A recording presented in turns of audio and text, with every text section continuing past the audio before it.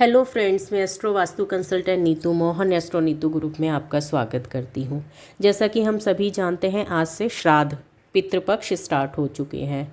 तो आज मेरे पास इतने सारे फ़ोन कॉल्स आए कि ये किसको मनाने चाहिए या कब मनाने चाहिए या कैसे हम लोग इसकी पूजा करें। बहुत सारी चीज़ें थी, तो इसीलिए मैं आज ये छोटी सी वीडियो बनाकर डाल रही हूँ। तो देखिए, जब पितृ पक्ष स्टार्ट हो जाता है तो यहाँ पर हम उन लोगों की पूजा करते हैं इसके अंदर जो हमारे पूर्वज होते हैं या हमारे जो अपने होते हैं और हम लोगों के बीच में नहीं रहते हैं।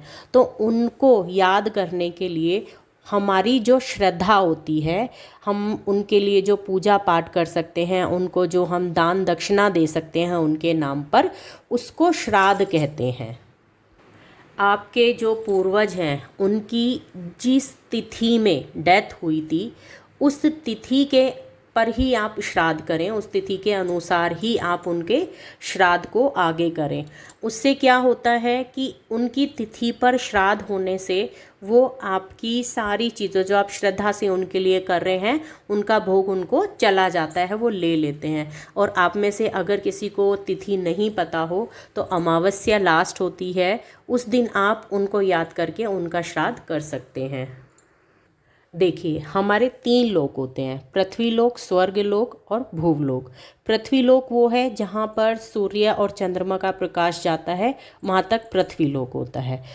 फिर आता है हमारा भूवलोक, जिसे हम पाताल लोक कह देते हैं। पाताल लोक क्या है? पाताल लोक एक्चुअली जो हमारे पृथ्वी और सूर्य के बीच में जो ग्रह नक्षत्र हैं, जो प्लैनेट्स हैं, नक्षत्रों का जो मंडल है, उसको हम पाताल लोक कह देते हैं। और इनसे ऊपर होता है स्वर्गलोक, जो हमारे सन और ध्रुव के बीच का जो गैप है उसको हम स्वर्गलोक कहते हैं। अगर कोई मर जाता है या किसी की डेथ हो जाती है तो हम कहते हैं स्वर्ग को सिधार गए। इट मीन्स यहाँ पर वो इतना डिस्टेंस हमारे और उनके बीच में हो जाता है कि हम उनको देख नहीं पाते या उनसे मिल नहीं पाते हैं। देखिए, पृथ्वी पर हम रहते हैं, ठीक है। फिर उसके बाद पाताल लोक, वहाँ से हम जो हमारा एनर्जीज़ हैं, जो हमारे नक्षत्र और प्लैनेट्स के थ्रू जो हम एनर्जी गेन करते हैं, वो हम वहाँ से करते हैं। और स्वर्ग लोक से हमारा रीबर्थ रीसाइकिल में चेंज हो चुका होता है, यानी कि अब हमें दोबारा से रीबर्थ लेना है हमारे कर्मों के अकॉर्डिंग। जो हम कर्मा करके आए हुए हैं, पीछे के कर्मा, और जो आगे हमारी डिज़ायर्स इनकम्प्लीट रह गई हैं, उनको फुलफिलमेंट करना है, उसके लिए आगे की प्लानिंग होती है। ये सर स्वर्ग से हमें दिया जाता है। आज मुझसे ये क्वेश्चन आया था कि ये साल में फिर एक ही बार क्यों होता है जब हमारे पितरों को हम याद करते हैं, जो हमारे पूर्वज हैं। तो देखिए, इसका एक ये बहुत सीधा सा आंसर है। पृथ्वी लोक का 1 साल स्वर्ग लोक के 1 दिन के बराबर होता है। यानी कि जो साल में हम श्राद्ध करते हैं, हर साल उनका वो 1-1 दिन काउंट होता है। यानी कि हम उनको डेली ही भोग दे रहे हैं, डेली ही अपनी श्रद्धा से हम उनको याद कर रहे हैं श्राद्ध के रूप में, पितृपक्ष के रूप में। तो हमारा जो 1 साल उनके 1 दिन के बराबर होता है। और इसका वर्णन मार्कंडेय पुराण में और ऋग्वेद में बहुत ही साफ तरीके से बताया गया है। तो जो हम उनको 1 साल में खाना देते हैं, वो उनको 1 दिन के लिए होता है। यानी कि अगली साल फिर श्राद्ध आएगा, वो उनका 2nd डे हो जाएगा। तो इस तरीके से हम उनको डेली ही खाना दे रहे हैं, डेली ही अपनी श्रद्धा से उनको हम श्राद्ध कर रहे हैं।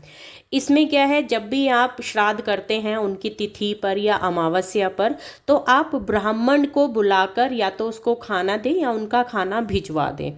इससे क्या होता है, इससे आपका जो बृहस्पति होता है, जो जुपिटर होता है, वो भी स्ट्रांग हो जाता है, जो कि हमारी यूनिवर्स से डायरेक्ट कनेक्टिविटी रखता है। और आपकी जो डिज़ायर्स होती हैं इनकम्प्लीट इस बर्थ के अंदर, वो आपके पितृ जब आपको जो आप भोग देते हैं, उनको अर्पण करने आते हैं, वो आपकी फुलफिलमेंट को देखकर हैप्पी होकर आपकी वो इच्छाओं को पूरा करते हैं।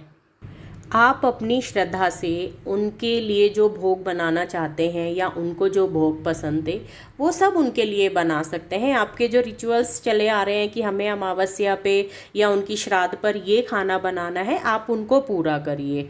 जिन लोगों की कुंडली में काल सर्प दोष होता है या पितृ ऋण होता है या पितृ दोष होता है, उन लोगों को तो ये तिथि पर या अमावस्या पर ज़रूर ही करना चाहिए, क्योंकि यही हमारे पूर्वज हमारी प्रेजेंट में हेल्प करते हैं। जैसा कि मैंने बताया, हम उनको डेली देते हैं तो उनकी जो एनर्जीज़ हैं वो डेली नीचे आती हैं और हमारा भोग लेकर जाती हैं।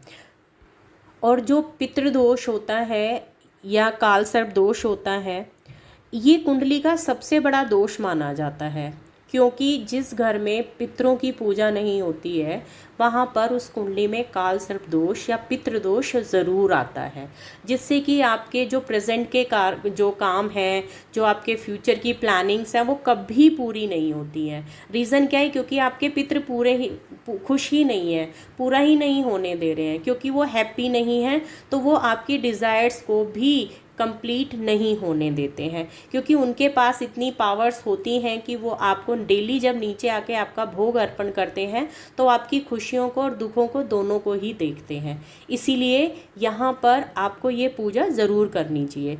इस बीच में कहते हैं कोई भी शुभ कार्य नहीं करना चाहिए। इट्स ट्रू, यहाँ पर कोई शुभ कार्य नहीं करना चाहिए, क्योंकि ये यहाँ पर चीज़ें ऐसी हो जाती हैं कि आप अपने पितरों को याद कर रहे हैं, उन लोगों को याद कर रहे हैं जो आपकी लाइफ में अब नहीं रहे हैं। तो ये एक दुख को व्यक्त करता है कि अभी आप बहुत दुखी हैं। तो जब हम बहुत दुखी होते हैं या किसी चीज़ को मिस करते हैं तो उससे रिलेटेड हम कोई हैप्पी नहीं हो पाते हैं, तो हैप्पी काम भी नहीं करना चाहिए। एक चीज़ और है, जब आप श्राद्ध करें तो श्राद्ध के बाद आप कोई भी ठंडी चीज़ या ठंडी चीज़ से रिलेटेड कोई भी चीज़ जो आपकी बॉडी को शांत करे, जो ठंडा करे, जैसे दही भी ठंडी होती है, ठंडा दूध हो गया, कोई भी ठंडी चीज़ जिससे आप ठंडक मिलती है, उसका दान ज़रूर करें।